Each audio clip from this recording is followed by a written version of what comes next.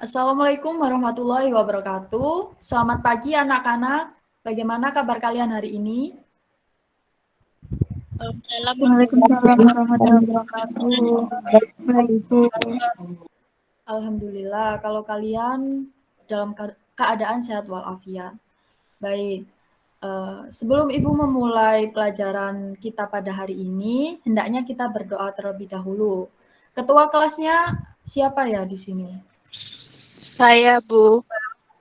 Oke, Okta, mohon dipimpin doanya. Ya, sebelum kita mulai pelajaran hari ini, marilah kita berdoa menurut agama dan kepercayaan masing-masing. Berdoa dimulai.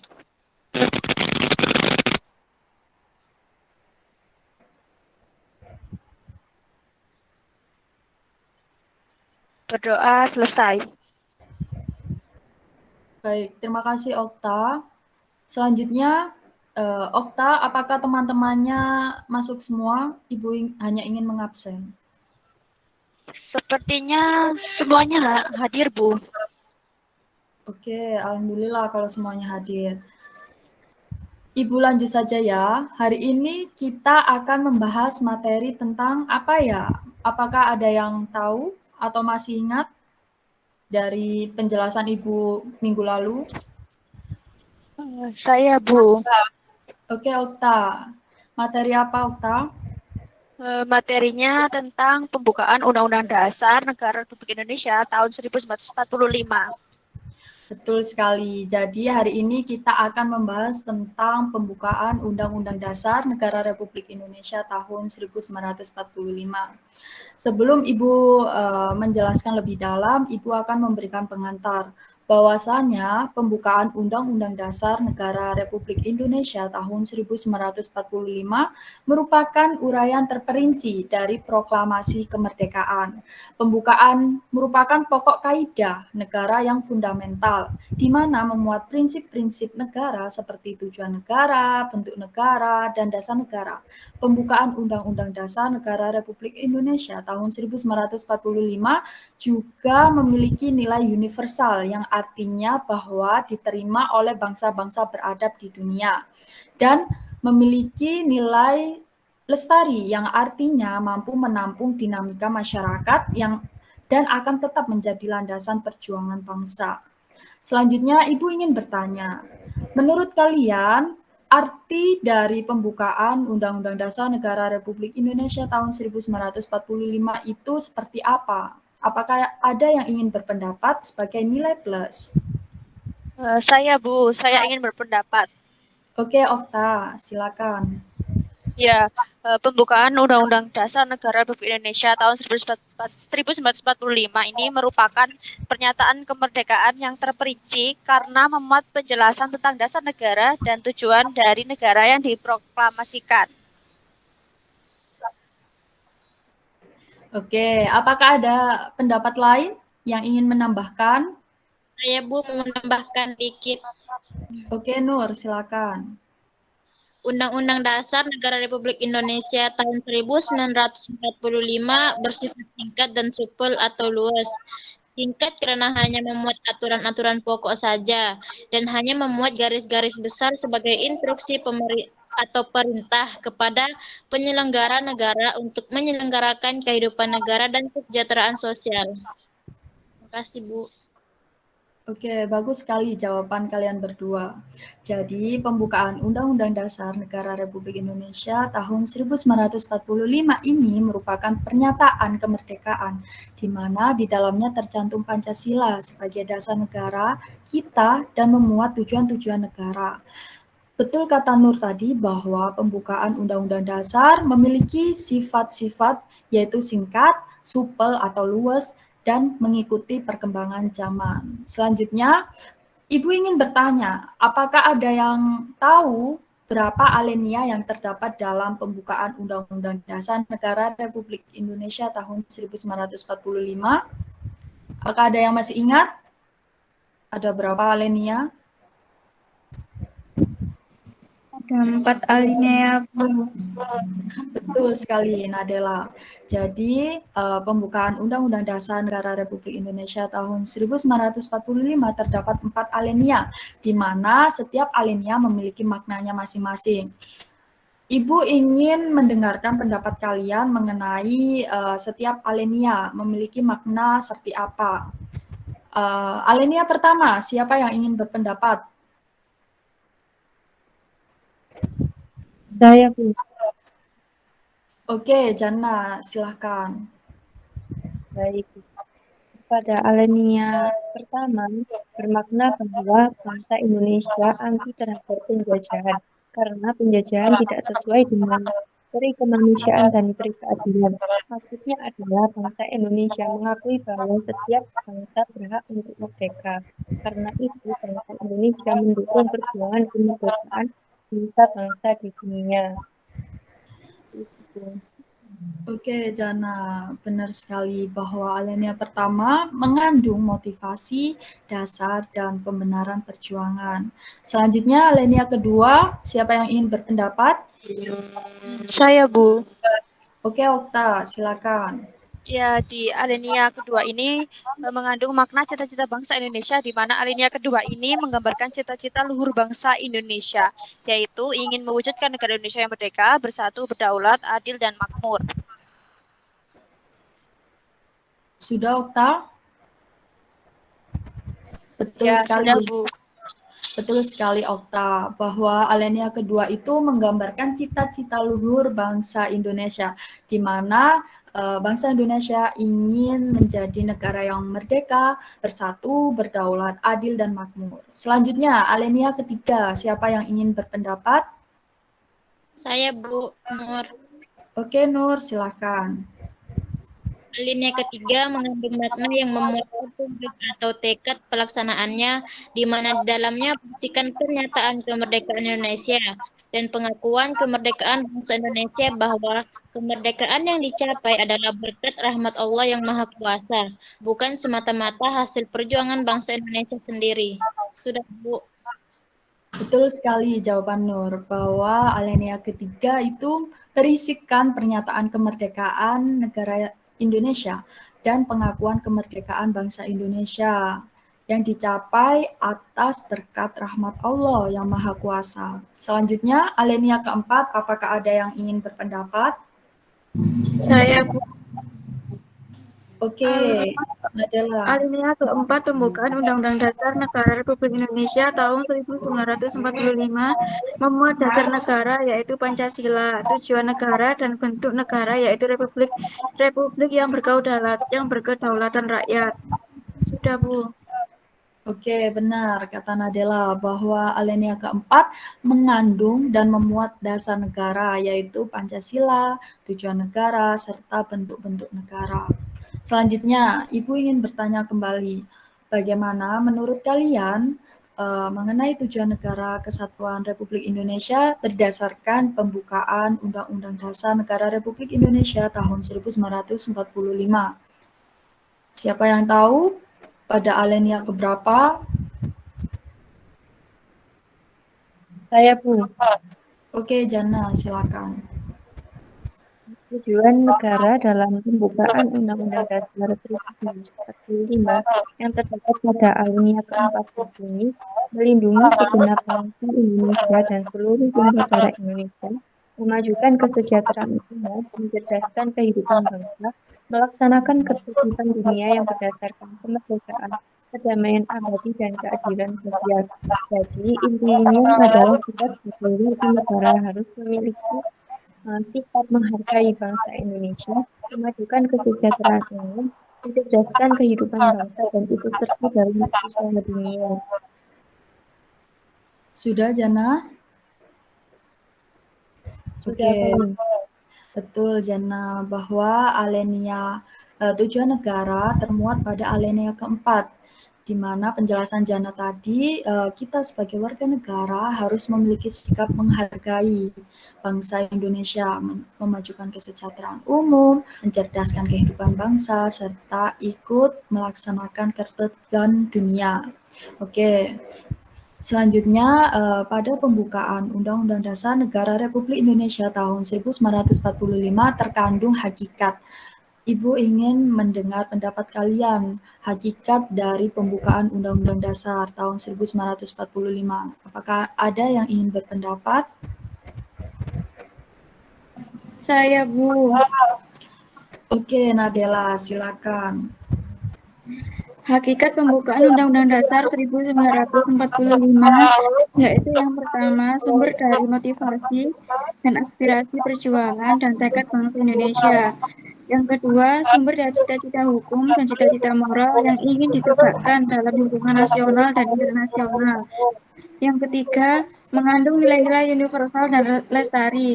Universal artinya bahwa nilai-nilai tersebut dijunjung tinggi oleh bangsa-bangsa yang beradab.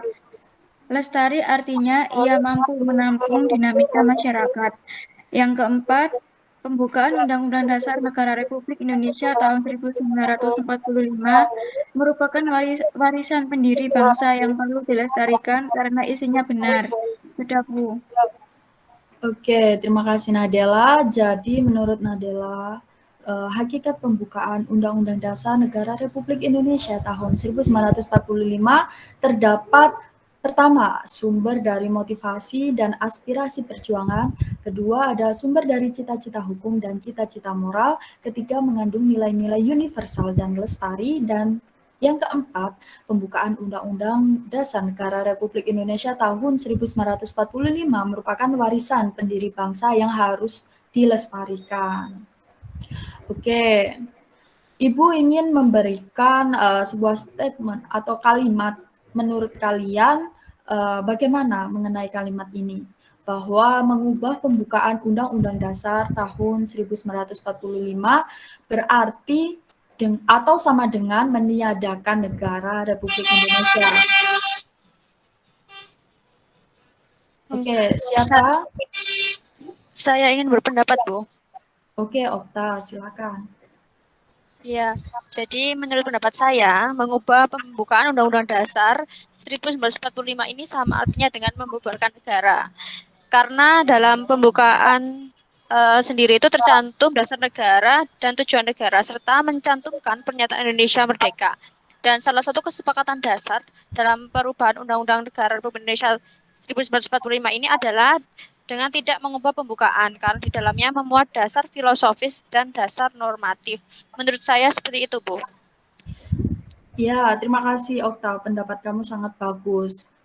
Betul sekali bahwa mengubah pembukaan Undang-Undang Dasar Negara Republik Indonesia tahun 1945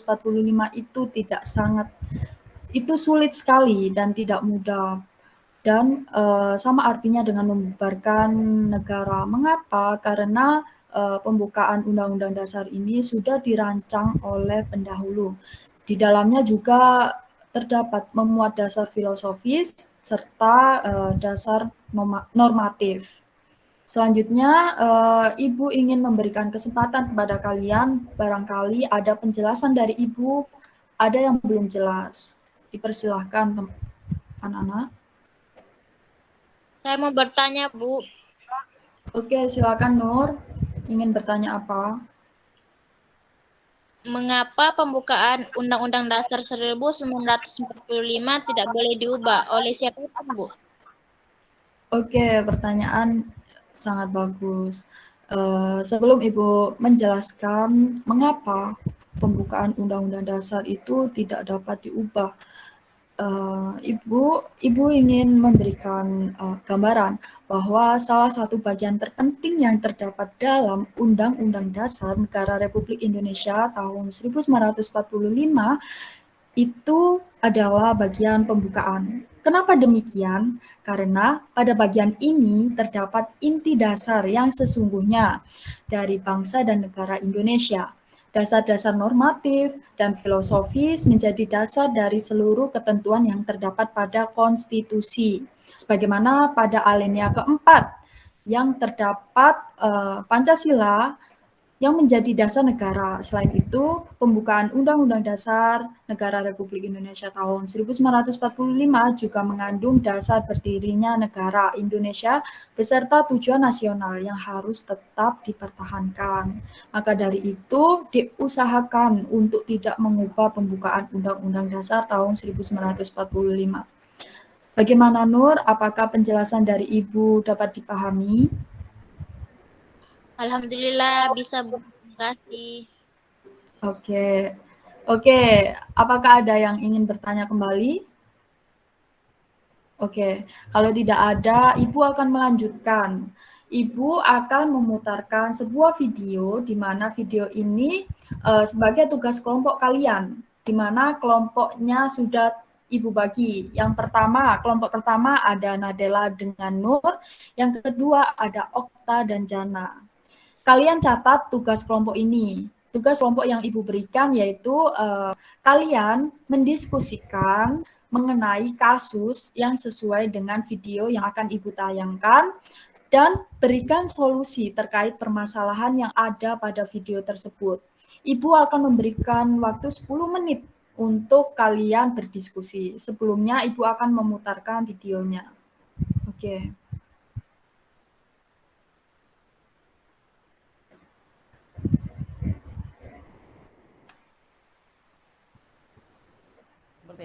Jujur ya, saya bicara dari dalam lubuk hati saya, oknum-oknum polisi yang baik itu, maksud saya polisi-polisi yang baik itu hanya cuma ada di TV aja sih. Coba mereka ada.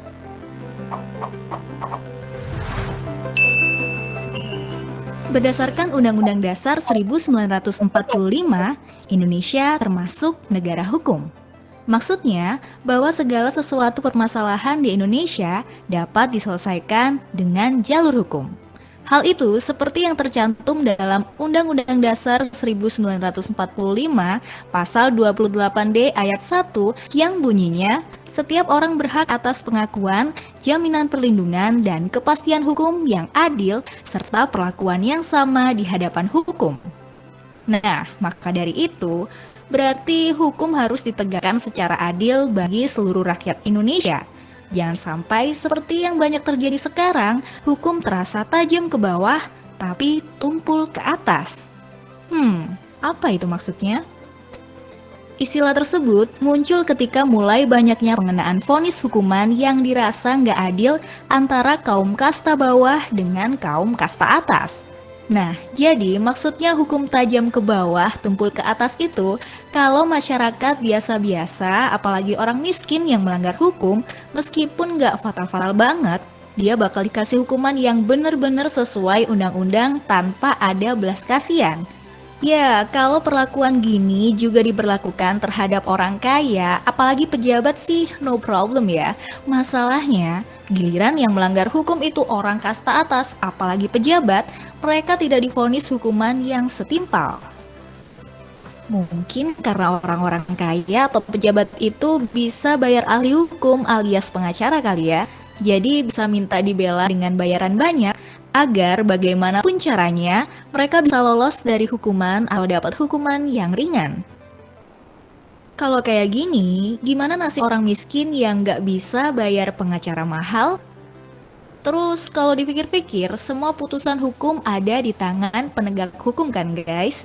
Jadi yang kurang tepat itu salahnya orang miskin yang nggak bisa membela dirinya, atau penegak hukum yang mudah dipengaruhi pelaku kriminal atau kejahatan yang kaya dalam membela dirinya. Gimana menurutmu guys? Kalau kita ngikutin kabar berita, pasti bisa nemuin banyak kasus hukum yang menunjukkan hukum itu tajam ke bawah tapi tumpul ke atas. Sebut saja kasus pencurian 3 biji kakao yang nilainya tidak lebih dari Rp10.000 oleh nenek Minah yang kemudian divonis 1,5 bulan. Kasus pencurian semangka, kasus pencurian pisang, dan kasus pencurian sandal jepit oleh Aal. Kasus-kasus ini menggambarkan betapa bobroknya penegakan hukum bangsa kita. Banyak kasus korupsi yang sangat merugikan negara kita terlepas dari jeratan hukum. Mendapat hukuman ringan, bahkan para terpidana kasus korupsi mendapat fasilitas-fasilitas yang mewah di penjara. Nah, yang masih hangat nih, berita tentang korban salah tangkap yaitu 4 orang pengamen. Menurut beritanya sih, mereka ini dituduh melakukan pembunuhan terhadap korban yang ditemukan tewas di bawah jembatan Cipulir. Mereka dipaksa mengaku bahwa merekalah yang membunuh korban, kemudian ditahan hingga 3 tahun dan mendapatkan perlakuan kasar dari pihak kepolisian selama itu. Hingga pada akhirnya dibantu oleh lembaga bantuan hukum dan ternyata mereka tidak bersalah. Karena perlakuan dipaksa mengaku dan diperlakukan kasar di penjara, mereka mengajukan ganti rugi ke pengadilan. Namun sayangnya guys, gugatan mereka tidak dipenuhi. Katanya sih, gugatannya udah kadaluarsa. Pengajuan gugatan ini masih berlanjut sih, karena tetap ada pembelaan dari kuasa hukum pengamen tersebut dengan dasar pasal yang sama. Di satu sisi, gugatannya dinilai kadaluarsa karena menurut undang-undang maksimal diajukan 3 bulan setelah putusan atau vonis bersalah dan ternyata diajukan setelah 3 tahun. Di sisi lain, dengan penafsiran berbeda, undang-undang yang dimaksud ada kata atau 3 bulan setelah putusan vonis bersalah atau setelah salinan putusan vonis tidak bersalah yang baru terbit Maret 2019 lalu, yang kalau dihitung sampai pengajuan gugatan belum sampai 3 bulan. Wah, yang benar yang mana ya guys? Hayo, para ahli hukum wajib komen nih. Tapi yang dimaksud ahli hukum yang gimana dulu nih? Mungkin bisa dikatakan setiap orang yang jebolan pendidikan hukum bisa dikatakan ahli hukum ya, apalagi yang sudah berprofesi menggunakan gelar hukumnya. Tapi bukankah kalau jadi ahli hukum juga harus punya sikap hukum yang baik? Nah, kalau melihat gugatan ganti rugi dari para pengamen tadi, gimana nih guys? Yang sama-sama dikatakan ahli hukum saja sudah berbeda penafsiran pasal undang-undang hukum pidana dan jadi perdebatan sesama mereka. Kira-kira apakah kedua ahli hukum tersebut, yaitu hakim yang memutuskan gugatan dan pengacara mereka, bisa memiliki sikap hukum yang baik? Gimana nanti putusan akhirnya ya? Bagaimanapun, keputusan akhir tetap di palu sang hakim. Oke, tanpa mengkritik atau menyalahkan siapapun, gimana opini kalian nih guys? Tulis di kolom komentar ya.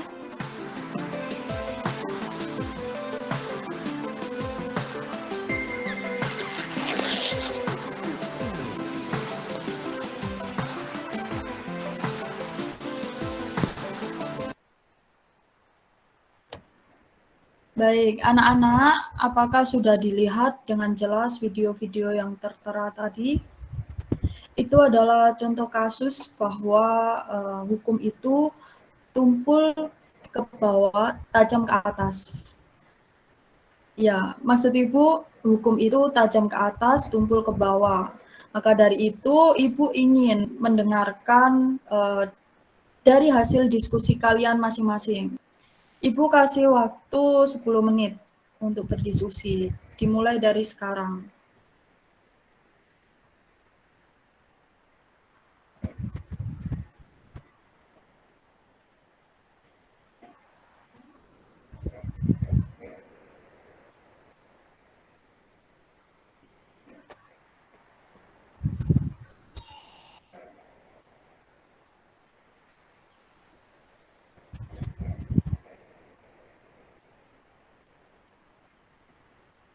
Oke anak-anak, waktunya sudah selesai.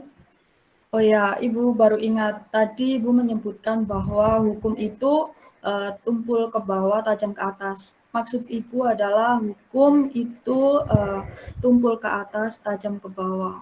Oke, selanjutnya Ibu beri kesempatan untuk presentasi kelompok 1. Untuk kelompok dari Nur dan Nadela, dipersilakan.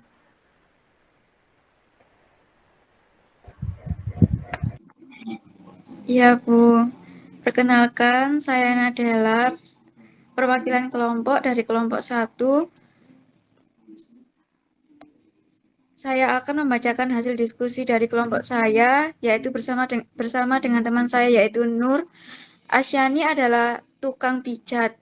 Dia didakwa dengan pasal 12 huruf C, huruf D, Johnson, pasal 83 ayat 1 huruf A, Undang-Undang nomor 18 tahun 2013, tentang pencegahan dan pemberantasan perusakan hutan dengan ancaman hukum penjara 5 tahun.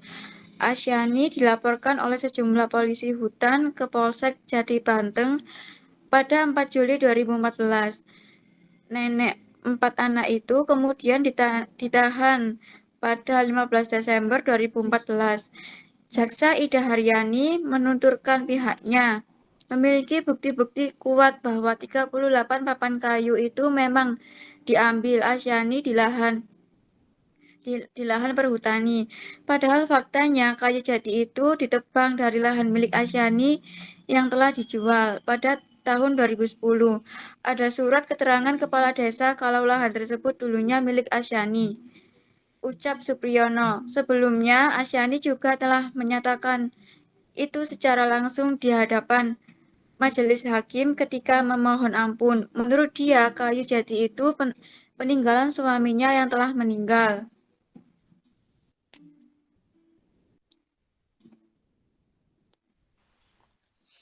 Saya tambahkan solusi yang kelompok kami dapat diambil dari kasus Asyani, yaitu memaksimalkan kembali fungsi aparat penegak hukum dan memperberat hukuman bagi koruptor dan penerima suap, serta mencopot semua aparat negara yang terbukti melakukan korupsi dan menerima suap.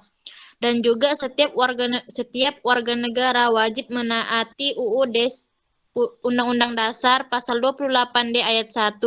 Jika hal tersebut dapat dilaksanakan, maka tidak akan ada lagi kasus hukum yang berat sebelah, dan hak asasi manusia tentang perlakuan yang sama di depan hukum dapat terpenuhi. Itu hasil kelompok kami tadi, Bu. Terima kasih. Oke, jadi kelompok 1 ini membahas kasus Asyani pencuri kayu jati. Oke, Ibu lanjutkan untuk kelompok 2, kelompok dari Nur dan Jannah. Dipersilakan. Baik, Bu. Di sini saya akan menyampaikan hasil diskusi dari kelompok kami, yaitu yang pertama kasus pencurian 3 biji kakao oleh Nenek Minah di wilayah Polres Banyumas menunjukkan ketidakadilan dalam hukum. Penyidik Polres Banyumas seharusnya tidak melihat kasus tersebut hanya dari hukum positif saja, melainkan harus juga melihat dari perspektif hukum progresif. Penegakan hukum sering mengingkari rasa keadilan. Penegakan hukum ini terlihat jika berhadapan dengan orang lemah yang tidak mempunyai kekuasaan dan sebagainya. Hukum bisa menjadikan sangat tajam. Dari perspektif hukum progresif, maka kasus Nenek Minah idealnya tidak relevan sampai pada ranah pengadilan. Penegakan hukum terhadap Nenek Minah harusnya dilepaskan dari unsur-unsur sosial serta moralitas, karena tujuan hukum adalah kepastian. Tanpa adanya kepastian hukum, tujuan hukum tidak akan tercapai, walaupun harus menyampingkan rasa keadilan. Sudah, Bu.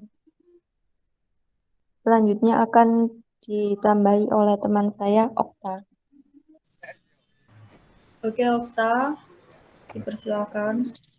Ya, jadi menurut pendapat kelompok kami, pada perkembangannya terkait dengan penegakan hukum, polisi diminta untuk menggunakan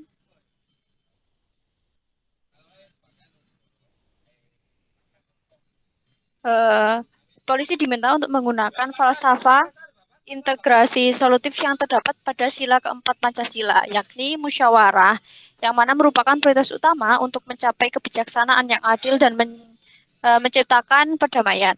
Nah, falsafah seperti itulah dalam hal ini bisa dijadikan alternatif atau cara lain peradilan kriminal dengan melakukan pendekatan integrasi atau pembauran antara pelaku dengan korban ataupun masyarakat hingga menjadi satu kesatuan yang utuh untuk mencari solusi dengan harapan dapat kembali pada suatu hubungan yang baik dalam masyarakat nantinya. Nah, polisi ini juga sebenarnya dapat melakukan diskresi pemidanaan kalau memang alasan dari pihak perkebunan kakao PT Rumpun Sari Antan RSA 4 hanya untuk memberi efek jera. Nah, bagi masyarakat miskin dibawa ke kantor polisi saja mereka sudah merasa ketakutan dan bisa menimbulkan efek jera. Demikian Bu dari kelompok kami. Baik, bagus sekali anak-anak atas hasil analisis kalian. Kelompok kalian sangat interaktif sekali dalam membahas kasus-kasus yang ada. Jadi dari analisis kedua kelompok ini tadi memang benar bahwa masalah penegakan hukum di Indonesia itu merupakan masalah yang sangat serius dan akan terus berkembang jika unsur di dalam sistem itu sendiri tidak ada perubahan, tidak ada reformasi di bidang itu sendiri. Karakter bangsa Indonesia yang kurang baik merupakan aktor utama dari segala ketidaksesuaian pelaksanaan hukum di negeri ini. Maka dapat Ibu simpulkan pada materi kita pada hari ini bahwa perlu adanya ketegasan tersendiri dan kesadaran yang hierarki dari individu ataupun kelompok yang terlibat di dalamnya. Dan juga perlu ditanamkan mental yang kuat, sikap malu, dan pendirian iman dan takwa sejak dini. Dan juga kepada pemimpin dan pelaksana aparatur negara atau pihak-pihak yang berkepentingan lainnya. Karena baik untuk hukum di Indonesia, baik pula juga untuk bangsanya. Dan buruk untuk hukum di negeri ini, buruk pula konsekuensi yang akan diterima oleh masyarakat dan negara. Jadi, nilai-nilai Pancasila sangat penting untuk direalisasikan sebab nilai-nilai Pancasila sebagai pedoman dasar kita. Oke, anak-anak,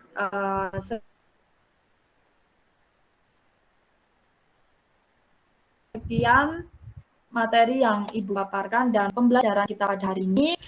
Pembelajaran kita hari ini dapat bermanfaat bagi kalian semua kelak. Sebelum Ibu tutup, Ibu ingin Okta untuk memimpin doa.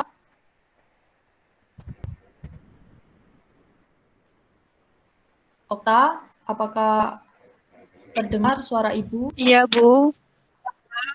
Oke, Okta, silakan dipimpin doa. Iya. Setelah mengikuti pembelajaran hari ini, semoga pembelajaran yang telah Ibu Septi sampaikan bisa dapat kita pahami. Oleh karena itu, marilah kita berdoa bersama-sama menurut agama dan keyakinan masing-masing. Berdoa dimulai.